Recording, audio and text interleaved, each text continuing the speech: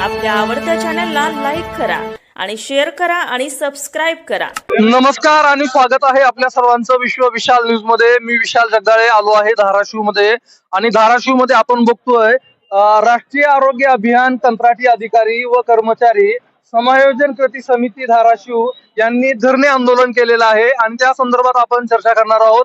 आपलं नाव सांगा आणि आपण काय सांगाल, आपली काय मागणी आहे, प्रमुख मागणी? नमस्ते, माझं नाव डॉक्टर विलास तोडकर। मी समुदाय आरोग्य अधिकारी जिल्हा धाराशिव जिल्हाध्यक्ष बोलतोय। बरं, काय मागणी काय आपली? आमचे प्रमुख एकच मागणी आहे की आम्हाला शासन सेवेमध्ये 100% समायोजन करून घेण्यात यावं। 100% समायोजन करून घेण्यात यावे असे महाराष्ट्रामध्ये किती कर्मचारी आहेत? महाराष्ट्र राज्यामध्ये एकूण राष्ट्रीय आरोग्य अभियान मध्ये तांत्रिक आणि अतांत्रिक अशी एकूण 35,000 कर्मचारी गेली 25 तारखेपासून काम बंद आंदोलनामध्ये सहभागी आहे। म्हणजे राज्यभरामध्ये जवळजवळ 35,000 कर्मचाऱ्यांची संख्या आहे। आणि जर सरकारनं हा निर्णय नाही घेतला तर आपली भूमिका काय असेल पुढे? 25 तारखेपासून आम्ही 3 दिवस उपोषण केलं होतं। त्यानंतर 30 आणि 31 तारखेला आझाद मैदान येथे आंदोलन केलं गेलं। त्या ठिकाणी आम्हाला महाराष्ट्र राज्याचे माननीय आरोग्यमंत्री आणि आपल्या जिल्ह्याचे पालकमंत्री तानाजी सावंत साहेब यांनी आश्वस्त केलेलं आहे, परंतु ती मागणी आम्हाला मान्य नाही, कारण त्यांनी त्याच्यामध्ये 10 वर्षाच्या वरील सेवा ज्यांची पूर्ण झालेली आहे अशा लोकांनाच फक्त परमनंट करण्याचा आणि ते पण 30%, त्याच्यामध्ये कुठलीही सुसूत्रता किंवा साचबद्ध कार्यक्रम सांगितला गेलेला नाही। त्याच्यामुळे जोपर्यंत 100% समायोजन होत नाही तोपर्यंत आमचं आंदोलन चालूच राहील। आंदोलन चालू राहणार आहे आपलं, बरोबर आहे, पण सरकारनं जर निर्णय नाही घेतला तर आपण काय करणार आहात? आंदोलन सुरूच ठेवणार आहेत आम्ही। आंदोलन सुरूच ठेवणार आहात? हो, बिलकुल।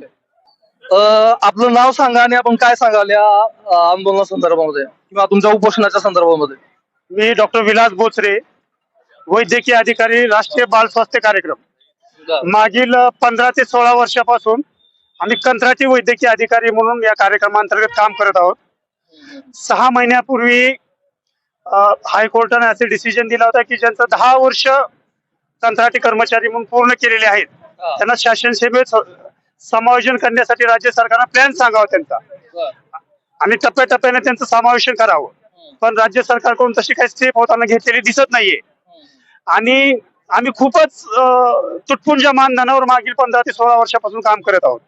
आम्ही ज्या शाळांमध्ये तपासण्यासाठी जातो तेथील वर्ग 4 कर्मचाऱ्याला सुद्धा वैद्यकीय अधिकाऱ्याच्या दुप्पट पगार किंवा मानधन दिला जातो त्याच्यामध्ये। आणि आमचे इतर देखील प्रश्न आहेत, जसं रजा आहे किंवा विमा कवच असेल। आणि मला सगळ्यात महत्वाचा मुद्दा इथं मांडायचा की ज्यावेळेस कोविडची साथ आली होती त्यावेळेस रेग्युलर असलेले कर्मचारी देखील काही कारण सांगून कामापासून परावृत्त होत होते किंवा काम करण्यापासून त्यांनी चालढकल केलेली होती, पण जे कंत्राटी कर्मचारी आहेत, मग त्यात ANM असू द्या, फार्मासिस्ट असू द्या, वैद्यकीय अधिकारी असू द्या, त्यांनी सर्वांनी जीवाची बाजी लावून त्यावेळेस कोविड मध्ये सर्व समाजाची सेवा केलेली आहे। आणि असे 100% तनमन काम करणाऱ्या कर्मचाऱ्याला 100% तन्मन लावून काम करणाऱ्या कर्मचाऱ्यांना धन पण त्याच पद्धतीने द्यावं अशी आपली मागणी आहे। एक सन्मानजनक जर समजा समावेशन होत नसेल, समावेशनासाठी काही कालावधी लागत असेल तर समकक्ष पदावर जे किंवा समान शैक्षणिक अर्हतेनुसार इतर रेग्युलर कर्मचाऱ्यांना जेवढं मानधन दिलं जातं तेवढ्या कंत्राटी कर्मचाऱ्यांना द्यावं अशी आमची प्रमुख मागणी आहे। आपलं नाव सांगा आणि आपण काय सांगाल? आपण आज उपोषणाला बसलेला, धरणं आंदोलन केलेलं आहे आणि सरकारनं जर आपल्या मागण्या मान्य नाही केल्या तर आपण आपली पुढची भूमिका काय असणार आहे आपल्या संघटनेची? मी डॉक्टर पंकज शिनगारे, धाराशिव जिल्ह्यामध्ये DIC मॅनेजर म्हणून काम पाहतो मी। आमचं जे काम आहे मूळतः हे लहान मुलांच्या आरोग्याच्या संदर्भात त्यांचं संवर्धन करण्यासाठी आहे। संविधानिक दृष्ट्या जर विचार केला तर प्रत्येकाला आरोग्याचा हक्क आहे। माननीय आरोग्य मंत्री तानाजीराव सावंत साहेब सध्या महाराष्ट्र पुरता मर्यादित का होईना परंतु आरोग्याचा अधिकार देण्यासाठी त्यांची स्वतःची इच्छा आहे।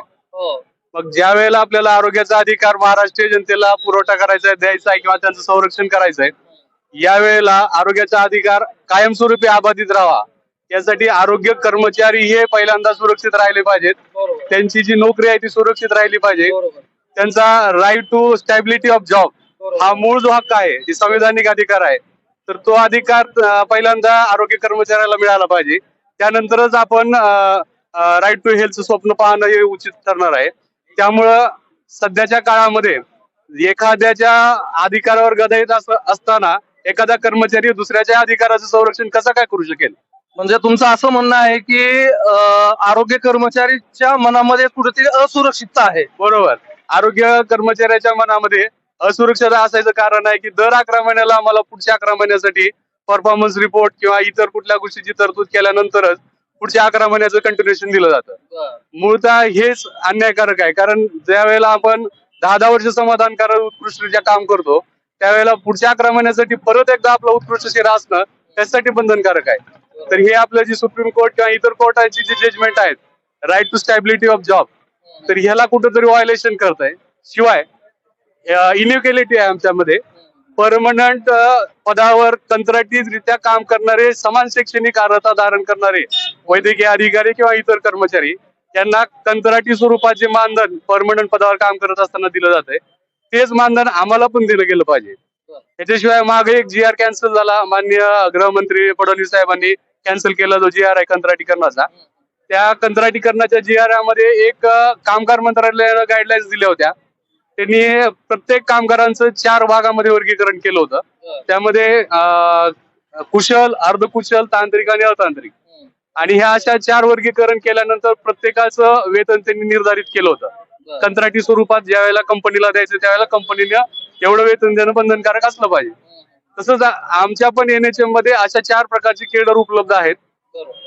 तर त्यांचं वर्गीकरण त्याच धर्तीवर करण्यात यावं आणि कामगार मंत्रालयाकडनं तशाच पद्धतीचं लेखी स्वरूपात किंवा जे दिलेलं आहे तेच आम्हाला लागू करावं, जेणेकरून आमची जी तफावत आहे. पण तुमची मागणी जर मान्य नाही करण्यात आली तर आपण ह्याच्या पुढे आपली भूमिका काय असणार आहे? मागणी मान्य करणं शासनाला क्रमप्राप्त आहे, कारण आमच्या पूर्ण मागण्या ह्या न्यायिक आहेत आणि राईट टू हेल्थ जर संवर्धन करायचं असेल तर आमच्या मागण्या मान्य करणं गरजेचंच आहे.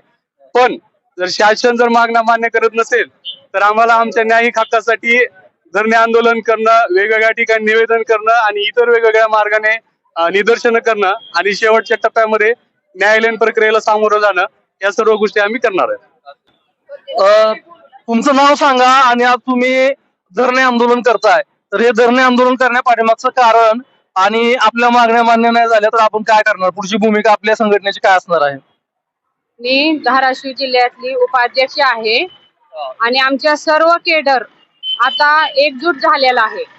सर्व केडरच्या एकच मागणी आहे की समायोजन होऊन जोपर्यंत समान काम मिळत नाही तोपर्यंत आमचं आंदोलन चालूच राहणार आहे. लेखी स्वरूपात आम्हाला पाहिजे. लेखी स्वरूप तोंडी आश्वासन नको आहे आम्हाला. लेखी स्वरूपात जोपर्यंत मिळत नाही तोपर्यंत आमचं आंदोलन चालूच राहणार आहे. तुमचं नाव सांगा आणि तुम्ही काय सांगाल? मी रजनी गौतम इंगळे, NRHM कर्मचारी म्हणून उस्मानाबादच्या स्त्री रुग्णालयाला कार्यरत आहे.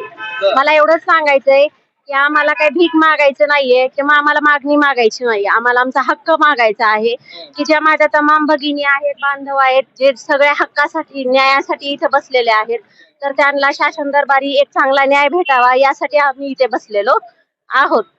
एवढंच म्हणायचंय सरकारला की ज्या कोविडच्या काळामध्ये स्वतःचे घरचे, आपले स्वतःचे जे जीवाभावाचे आपले आई वडील, बंधू भगिनी जे कोण आहे ते जवळ येत नव्हते, पण त्या काळामध्ये, कोविडच्या काळामध्ये माझ्या माता भगिनींनी, माझ्या सगळ्या बंधूंनी त्यांच्या जवळ जाऊन स्वतःच्या जीवाची पर्वा न करता त्यांनी तिथे कार्य केलं, त्यांचे जीव वाचवले. निदान या गोष्टीची तरी जाणीव ठेवून आम्हाला आमची मागणी, आमच्यासाठी जो न्यायाचा लढा आहे तो आमचा न्यायाचा लढा पूर्ण करावा. जर दुसरे राज्य देऊ शकते तर मग महाराष्ट्र शासन का देऊ शकत नाही?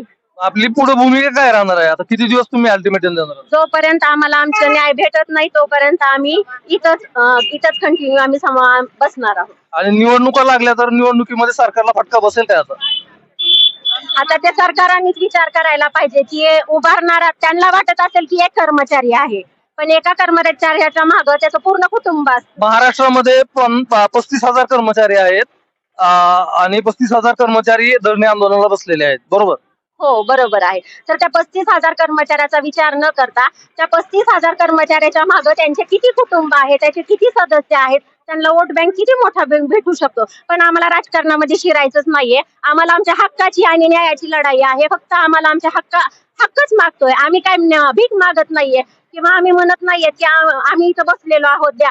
एकच कसं असतं, कार्यालयीन क्षेत्र एकच असतं की जिथं कार्य करणारे जे परमनंट लोक असतात तेही तेच कार्य करतात आणि कंत्राटी लोक असतात तेही तेच कार्य करतात. पण मतभेद जो असतो ना तो खूप मोठा असतो आणि तो आम्हाला वारंवार फेस करावा लागतो. त्याचबरोबर आम्हाला हेही सांगायचं कुठेतरी असुरक्षितता वाटते काम करताना की बाबा 11 महिने झाल्यानंतर परत अजून आपल्याला कंत्राटी हे करून घेणार. हो, ती असुरक्षितता कायम मनामध्ये राहते. हो, कायम मनामध्ये राहते. कारण का कसं होतं, 11 महिन्याचा जर बॉन्ड संपला आणि आपल्याला जर नाही भेटलं तर आपले लेकरं बाळ, घर, प्रपंच, संसार हे सगळे याच्यावरती डिपेंड असतं. म्हणजे पुढलं नियोजन सगळं बिघडतं. हा, पूर्णच बिघडतं. तुमचं नाव सांगा आणि तुम्ही आज धरणे आंदोलनाला बसलेला आहात, तर याच्या पाठीमागची भूमिका आणि सरकार जर याची दखल घेतली नाही तर आपली भूमिका काय असणार आहे? नमस्कार, माझं नाव ॲडव्होकेट रेणुका शेटे. मी PCPNDT विधी समुपदेशक आहे सिव्हिल हॉस्पिटलला. आज इथं जे काही राष्ट्रीय आरोग्य अभियान अंतर्गत आपले अधिकारी आणि कर्मचारी यांचं जे काही आज धरणे आंदोलन सुरू आहे, तर आमचं एवढंच म्हणणं आहे की बाकीच्या राज्याचा जर विचार केला तर ओरिसा, मध्य प्रदेश, भोपाळ अशा अनेक राज्यामध्ये कंत्राटी कर्मचाऱ्यांना कायम करण्यात आलेलं आहे आणि आमचे बरेच अधिकारी आणि कर्मचारी जवळपास 1000 कर्मचारी आहेत. तर धाराशिव मध्ये 1000 आहेत आणि राज्यामध्ये 35,000 आहेत.